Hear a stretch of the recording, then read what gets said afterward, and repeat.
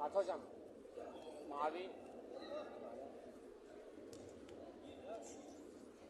30 saniye süresi de geçti hocam, 30 saniye. 30 saniye geçti.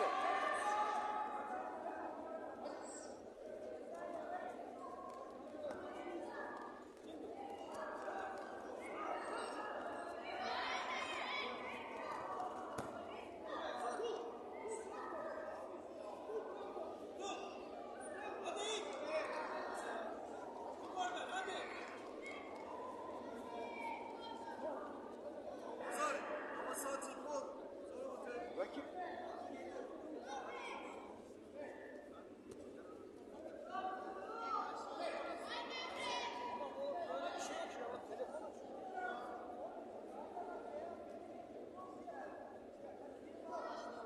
Hoca bak, bir dakika geçti, telefon açıyorsun abi.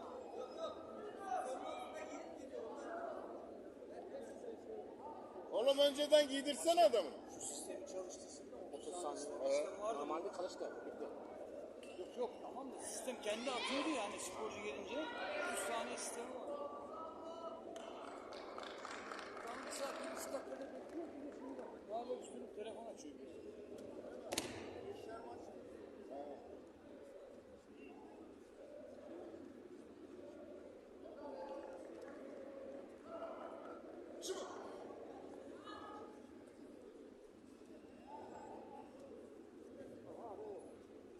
İzmirler var, Van'ın adamı yok.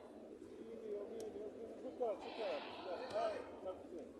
30 tane, işte 6, 24, 30 tane çalıştı ama bu durum geliyor galiba. Geliyor. Ama 30 tane kuralmış yapacağız değil. 30 tane sonunda direkt atıyor mu şey üstten?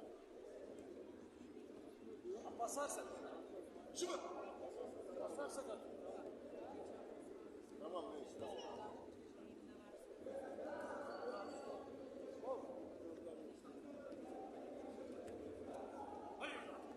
Behçet abi, suyumu getirmiyorlar mı ya?